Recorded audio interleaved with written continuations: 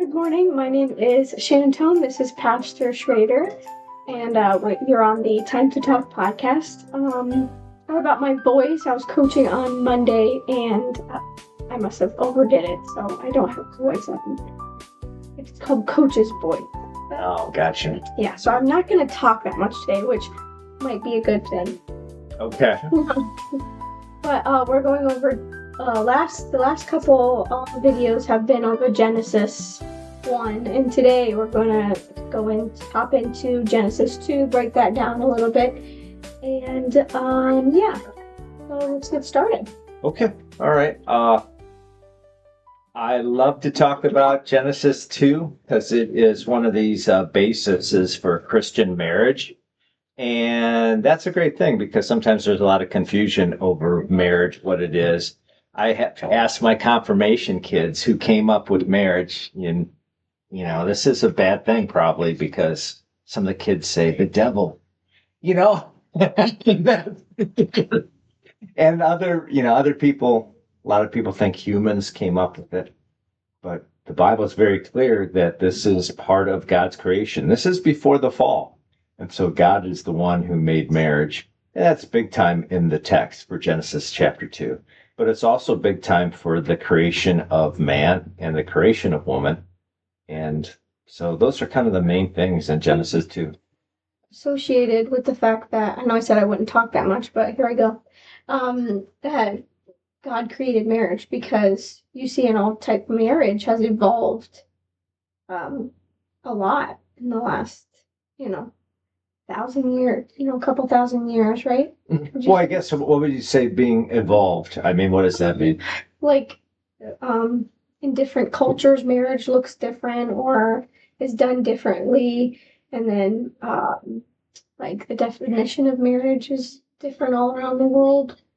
And then I know the marriage in the Bible, I guess I assume that man did create marriage. I'd never thought that God created marriage.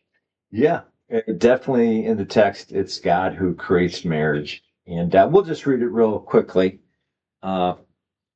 This is Genesis chapter 2, and God had created the woman.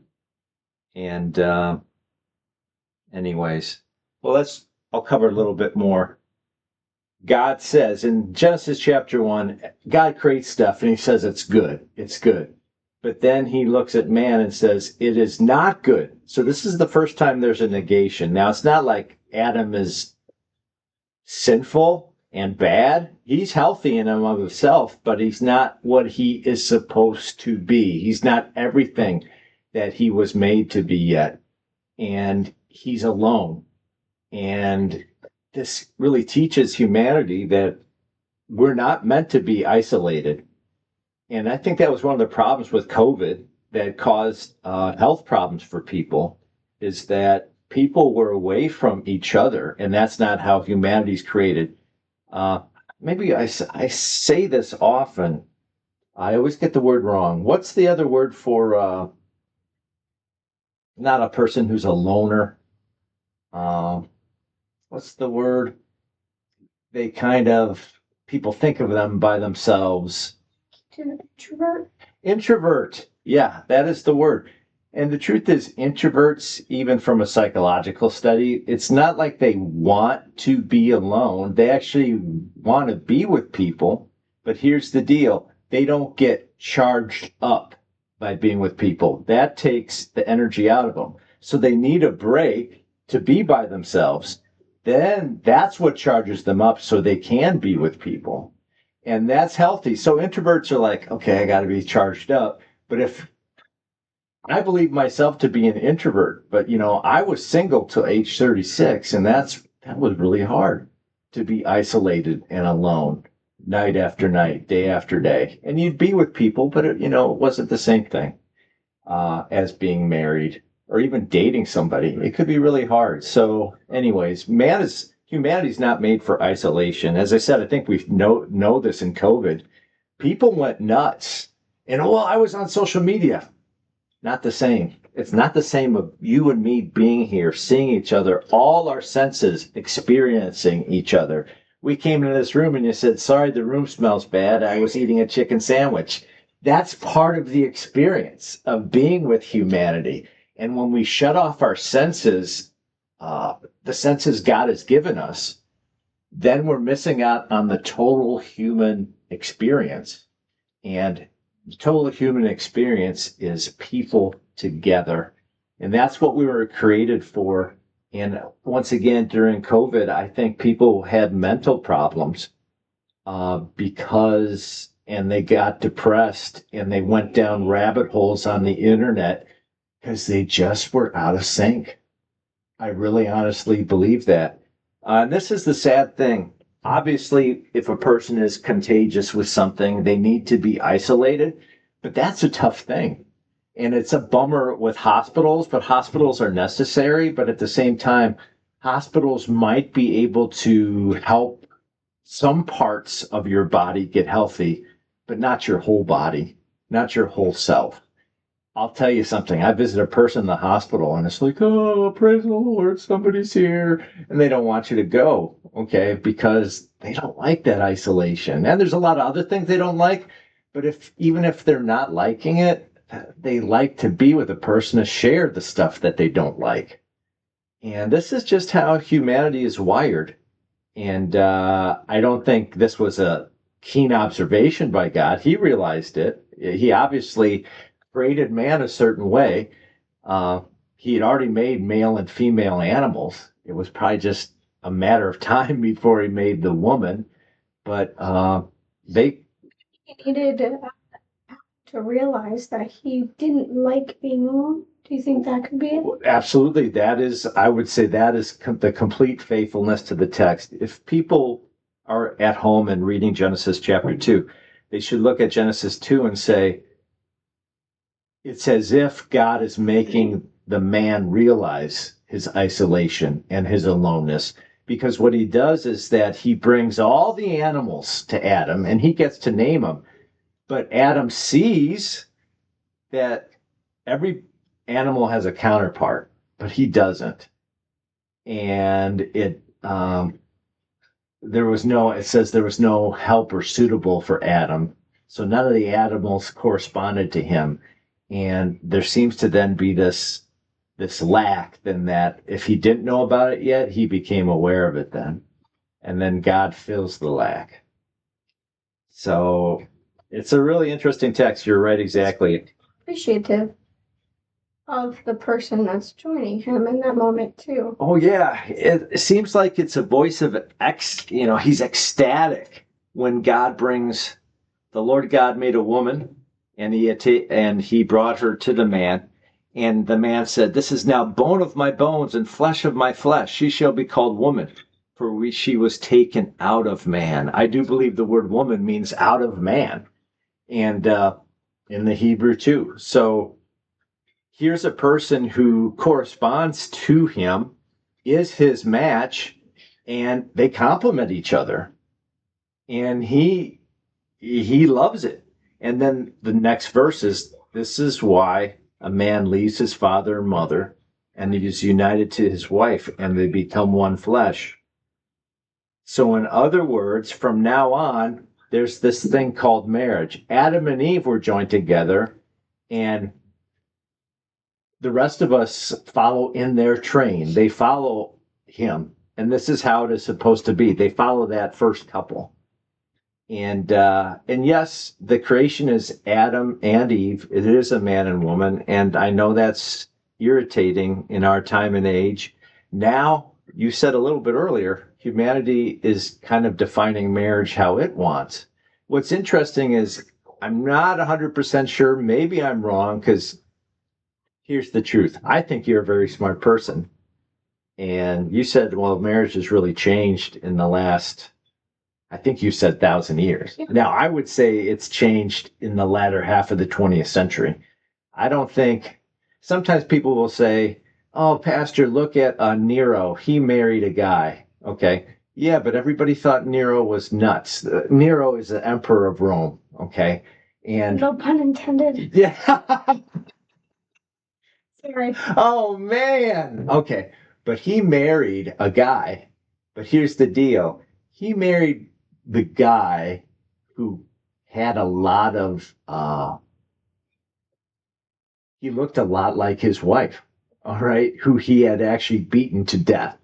So he might have married her married him out of guilt, and he did make her wear apparently a wedding dress. It might have been her wedding dress. But Him wear a wedding dress? yes, yes, and but people didn't think. Now, this isn't saying that homosexuality was not going on in the Roman Empire. Homosexuality was very prominent in the Roman Empire, but as far as we know, there's no male or female marriages in the Roman Empire. People would be married and they would have a homosexual partner on the side, but there was acknowledgement that, okay, this is the marriage thing and it can produce offspring and create a family in and of itself. And that just seemed to be something that was hardwired into people's minds and hearts until I would say the latter half of this 20th century. And I think it was 12 years ago now that the U.S. now defines marriage. It also can be same-sex marriage. But, before that, I mean, that was a big deal when that happened. And I know too, you would marry, like now, it would be very odd if the brother of your significant other, say your significant other passed away, you would marry the brother. That was like the rule, right? For women, because women had no rights. Yeah. So I would say because of all the different political things, marriage, has changed. But so, I don't know. Now, I wouldn't say that women didn't have any rights, because I'm just how the way a person listening might interpret that being, they have no rights, so they were forced into it. Yeah. Actually, this was something that protected the woman because they had a lack of rights, specifically owning property. If you're a widow, you probably are not going to be able to sustain yourself in the land of Israel. Outside of Israel, you probably could sustain yourself. But this was their way to look after the wife, the widow, whose husband had died. Mm-hmm. It wasn't saying, you have no rights. It was like, okay, marry him. He'll take care of you. Is this why there was multiple marriages in one? Well, here's another thing that people get in error in the Bible. Now, Jesus does talk about this is how it was created, man and woman, and it is one man and one woman here. There is polygamy in the Old Testament. However, here is the deal.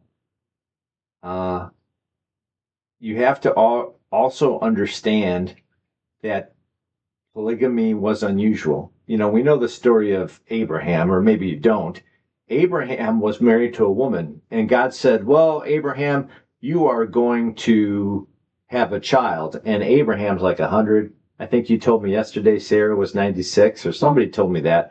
I'm not sure how old she was, but she said, I'm beyond childbearing. So obviously, Abraham, you need to marry one of our slave girls. She can have a baby, and this will be the heir. Well, she did that. He did that, and it became a lot of controversy and tension between that slave woman and Sarah. And the Bible never talks about these things being happy or healthy. Either there's tension between the two women or multiple women, or multiple wives wind up leading the guy astray. And I'm specifically talking about Solomon. But the truth of the matter is that this is actually rare in the Bible. It happens when somebody needs to have a baby, and it seems like the one woman can't have a baby. Okay. And it's very important to keep that family line continuing. That's another reason why you were supposed to marry the widow's husband, was to then the child that was born actually would have the name of the husband that had died. So that kept his family name in the history of the country. And so it's not so much, so they're cattle and we're going to have as many women as we want. No, it's only for, we got to have a child. And it seems like if that was the case, you are only going to have one woman, another one. Not like I have 18 wives. Now, Solomon's different, but you also have to look at Solomon and say he's the king of the nation. And what you do as a king of the nation is a lot of times when you make alliances with other countries, you marry one of the daughters of the other king. This promotes the loyalty and alliances between the countries. Okay. So, but that wound up, I would say it didn't do good for Solomon. And everybody who has one extra wife in the Bible seems to go through so much stress and tension because they become the person in between these two wives, and it's not a happy situation. Right. Examples: Jacob, Abraham, I forget his name, but Samuel has two. Samuel's mom has his. I think it was Elkanah. I don't know. The husband of Samuel's dad had two wives because Hannah couldn't have a child, but then miraculously she did, and she prayed for a child in response to that. This other woman was able to have a child, and she kind of felt like second potatoes, I guess. So, anyways, I don't think the Bible ever displays it as something wonderful.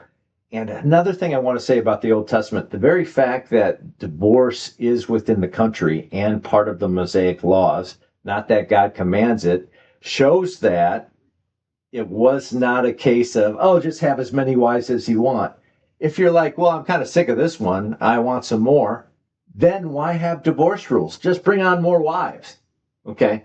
That's tough to have more wives, more people to support. So it's not as if, I just think there's a stereotype. That question comes in Bible class all the time. I used to have a parishioner who would ask me it every week, and every week I would answer the same thing. But it was just in this person's mind that everybody in the Old Testament has multiple wives. That's not true.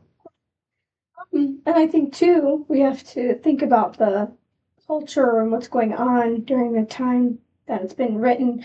Who is God writing to, or whoever wrote, who are they trying to write to or pertain to? Mm-hmm. And then we can apply it to our culture and our lives today. But like you said, God said it was good, right? Mm-hmm.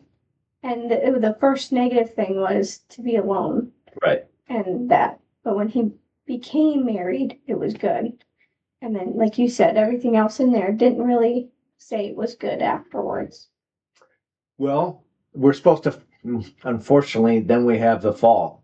But this is pristine. This is before the fall. And this is how it should be.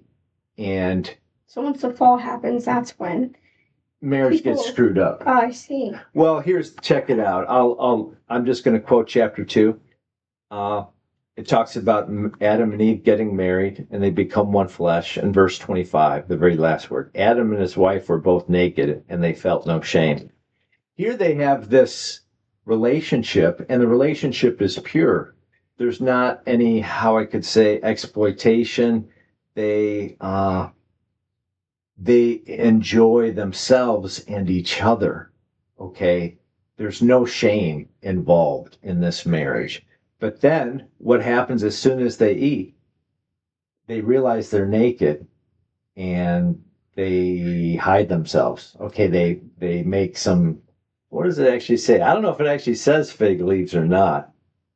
But after they eat it, what does it say? The eyes of both of them were open and they realized they were naked. So they sewed fig leaves, it is fig leaves, together and made coverings for themselves. So even with each other now, there's this sense of otherness that was not there before. They were one flesh, it says, but now they kind of, one of the blessings of one fleshness, they seem to lose. When you're one flesh, that means you're on the same team. You share sexuality, you share your lives together. And here now, a little bit of that is cut off. And it's a sad thing. So now that's why I think God also says put God in the center of your marriage, because then I feel like you really reap the benefits of that one flesh. Whereas when God is not in the center of your marriage, then you're experiencing that otherness, all those other emotions, feelings. You don't have that same type of oneness. It's all about the self, what that other person can do or not do for you.